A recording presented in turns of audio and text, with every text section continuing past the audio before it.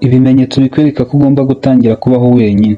Mu buzima bwa buri munsi hari igihe umuntu ageraho akabona ko kuba ari kumwe n'abantu benshi bamugaragiye bimudindiza mu mibereho ye no mu iterambere rye. Ugasanga nubwo yaba ari muri aba bantu nakwita inshuti ze, imbere muri we hari ukuntu adatuje neza. Mbega ukabona ko abangamiwe no kuba ari kumwe n'abantu benshi. Ibi bigakunda kubaho cyane cyane igihe umuntu ari kumwe n'abo bantu ariko nta kamaro bari gutanga mu buzima bwe, ahubwo ari abamukeneye mu nyungu zabo, bigatuma atabasha kwita ku bimureba nkawe ku giti cye. Muri iki kiganiro tugiye kuba twarebera hamwe ibimenyetso bigeze kuri 7 bizakwereka ko ugomba gutangira kwiga kubaho wenyine, kandi ukabikora ku mahitamo yawe, ukabikora atari uko wanze abantu cyangwa se witandukanyije nabo. Rero ubane nanjye kugeza ku musozo w'iki kiganiro kugira ngo nibonaho bimwe muri ibi bimenyetso uzatangire no kwiga kubaho wenyine. Urakaza neza. Njye ndi Ernest ubategurira akanabagezaho. Wibuke gukora subscribe. Ikimenyetso cya mbere kigomba kwereka ko ugomba gutangira kubaho wenyine ni igihe uhora wumva udatuje iyo uri wenyine. Ibi bivuze ko iyo uri wenyine, aho kumva amahoro cyangwa umutuzo, uhita wumva utorohewe. Ugasanga ukeneye guhita ushaka abantu bakuba hafi, gufungura social media, cyangwa ukihutira gukora ikintu icyo ari cyo cyose gituma utisanga uri wenyine.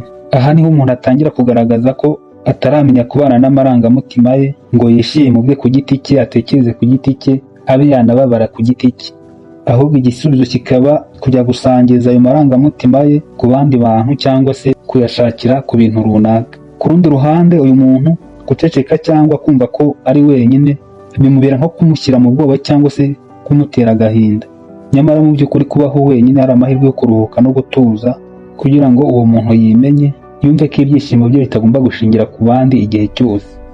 Ikimenyetso cya kabiri kizakwereka ko ugomba kubaho wenyine ni igihe ushora imbaraga nyinshi ku bantu kurusha kwiyitaho wowe ubwawe. Ibi bisobanura ko umwanya wawe munini, imbaraga n'ibitekerezo byawe ubishyira mu kunezeza abandi, kubitaho cyangwa kugerageza kubashimisha kurusha kubyerekeza ku iterambere ryawe nkawe bwite. Iki ni cya gihe uhora wita mu gufasha abantu, mu gukemura ibibazo byabo, ariko wowe rimwe na rimwe ukaniyibagirwa ugamije ko bagukunda cyangwa se bakwemera. Kandi na rwa rukundo ushaka akenshi ntibarukugaragariza, ahubwo bakumva ko ugomba kuba nk'igikoresho cyabo. Aha rero ugomba kumva ko ubuzima bwawe butagomba gushingira ku gutakaza imbaraga zawe zose mu gushimisha abantu, ukibagirwa ugamije ko bakwemera. Yego, bashimishe, ubafashe, ariko ubikore mu rugero kugira ngo nawe ubone umwanya wo kwiyitaho no kwita ku iterambere ryawe. Ikimenyetso cya gatatu kizakwereka ko ugomba gutangira kubaho wenyine ni igihe uzajya ubona ko aho uri kuba nta gaciro bari kuguha. Iki ni cya gihe ubona ko ahantu uba, nk'abo mubana mu rugo, aho ukunda guhurira n'abantu cyane cyane nk'inshuti zawe, wareba abo bantu muri kumwe ukabona ko batari kuguha agaciro cyangwa se batari kukubaha. Urugero, hano buri ushobora kubana n'umuntu ariko uwo muntu akakwereka ko atakwishimiye habe na gato, akajya gusuzugura, akagufata uko yishakiye, ndetse akanagusuzugurira no mu bantu. Ibyo bituma wumva ubabaye, ugatangira kwibwira yuko utari umuntu nk'abandi. Mwene uyu muntu mu gukora ibyo aba agira ngo akwereke yuko atagukeneye mu buzima bwe. Ubwo nawe iyo utamenye ubwenge ngo ushaka ko watangira ubuzima bwawe nkawe ku giti cyawe, ahubwo kumva ko uko gusuzugurwa bizageraho bigashira, aho kugira ngo bishire birushaho kwiyongera. Kuko umuntu wakugaragarije yuko wagusuzuguye n'ubundi azakomeza gusuzugure, ako gasuzugure ke ntabwo kazigera gashira. Icyiza hano rero ugomba gutangira kwikora kuri uwo muntu cyangwa se n'abandi bameze gutyo, ahubwo ugashaka uburyo watangira ubuzima bwawe nubwo byaba bikugoye. Ikimenyetso cya kane kizakwereka ko ugomba gutangira kubaho wenyine ni igihe wumva ko buri kimwe cyawe kugira ngo kigende neza ukeneye ibitekerezo by'abandi. Iki ni cya gihe ubwawe uba udashobora kwitekerereza. Nubwo waba utekereza ikintu cyiza cyangwa gifite akamaro ushobora kuba wakora mu buryo bumwe cyangwa ubundi, uri buze kuba wakinira undi muntu abanza kuba yacyemeza. Ibi bituma utabasha kwifatira umwanzuro nkawe ku giti cyawe, ahubwo ugahora wishingikirije ku myanzuro y'abandi bagufatira. Kandi iyo bimeze gutyo, imyanzuro bafashe nawe niyo ugomba kugenderaho, yaba myiza cyangwa yaba mibi, kubera ko wumva ibitekerezo byawe utabyizeye, ntacyo byakugezaho utabanje kubisangiza abandi. Aha rero ugomba kumva ko niwibonaho kino kimenyetso ugomba kwiga gutangira no kubaho wenyine kugira ngo wiyizere, umenye gutekereza no gufata ibyemezo byawe utishingikirije ku bandi, kuko niyo umuntu yamenyereye ko ukora ikintu ari uko ubanje kumubaza cyangwa se ubanje kumwifashisha, hari ubwo agusuzugura cyangwa akakwigiraho uwadanje. Ikimenyetso cya gatanu kizakwereka ko ugomba gutangira kubaho wenyine ni igihe ubona ko uri mu gikundi cy'abantu benshi ariko wakwitegereza ukabona ko nta kintu cyubaka abo bantu ubakuraho. Uzabona ko hari nk'igihe uzaba ufite abantu benshi muziranye ufata nk'inshuti zawe, ariko wakwitegereza nawe ubwawe muri wowe ukibaza ati ese ubundi ubushuti bwanjye n'aba bantu bushingiye ku ki cyamfasha gutera imbere? Impamvu nkubwira ibi ni uko izo nshuti akenshi muzaba muhujwe no gusohokana, kujya kwishimisha, kwishora mu ngeso mbi zishobora no kugira ingaruka ku buzima bwawe n'ibindi bikorwa ubona ko ntacyo byongera mu iterambere ry'ubuzima bwawe. Icyo hano uba ugomba kuba wakora ni ugutangira kugabanya umubano wagiranaga n'abo bantu, byaba na ngombwa ukanawuvamo burundu, ahubwo ugatangira kwita kuri gahunda zawe zifite akamaro kanini ku buzima bwawe, aho gukomeza kugendera muri icyo gikundi cy'abantu gishobora no kuzana ibibazo bikomeye mu buzima bwawe.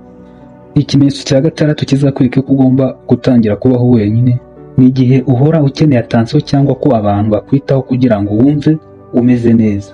Aha ni cya gihe umuntu atangira kumva ko atabasha kugira amahoro cyangwa kwishima muri we atabonye ko abandi bamwitayeho. Ugasanga uri umuntu uhora ukeneye ko abantu bakureba, bakuvugaho cyangwa se bagomba kuguhamagara cyangwa kukwandikira kugira ngo wumve umeze neza.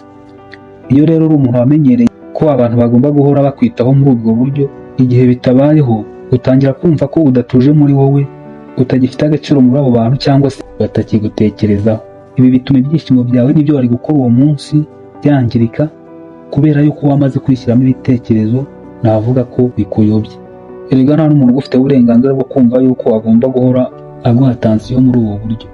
Niyo mpamvu rero niwisangaho kino kimenyetso, intwaro ya mbere ni ugutangira kubaho wenyine, kuko bizatuma utangira kwimenya neza kurushaho, aho kumva ko ukeneye kwishima biturutse kuko abantu bakweretse yuko bakwitayeho, ahubwo wishimire uko umeze, bitume unita no kuri gahunda zawe.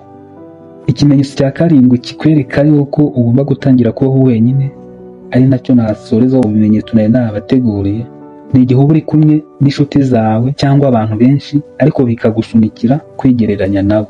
Uku ni kwa kundi uzaba ufite nk'abantu benshi muziranye ufata nk'inshuti zawe, mugakunda guhura nk'igihe mwasohokanye cyangwa se mwahuriye no mu birori, ariko wabona uburyo bakeye, uburyo bambaye, ibyo bafite nka telefone nziza, imodoka nziza n'ibindi. Ibyo byose wabona biruta uko umeze cyangwa se biruta ibyo ufite, bikagutera kumva ko utari ku rwego rumwe n'urwabo, mbega bigatuma wigereranya nabo bitagakwiye. Ikintu wowe utazi hano, usanga ubwo buzima abo bantu baje kugaragaza aho ngaho atari n'ubwabo busanzwe. Wenda izo modoka nziza, izo telefone nziza, iyo myenda myiza bambaye atari ibyabo, ugasanga hafi ya bose ni ibyo batiye. Ibi bituma wumva utishimiye uko umeze ngo unishimire n'ubushobozi bwawe. Ibi bikagutera kugira ibyo wakora bitari binakwiriye kugira ngo nawe umere nkabo. Ariko iyo ukunda kwibonaho kino kimenyetso, uba usabwa guhagarika ubwo bushuti, uwo mubano ugirana n'abo bantu, ugatangira kubaho wenyine kugira ngo bigufashe kwishimira uko uri, bigufashe no kwishimira ibyo ufite nkawe ku giti cyawe, byaba byiza, byaba bitari byiza, byaba bikeya cyangwa se byaba byinshi. Wakoze cyane rero wowe wakurikiye kino kiganiro. Niba kigufashije ntugende udakoze subscribe, like, share no kuduha igitekerezo cyawe muri comment. Mukomeze kugira ibihe byiza.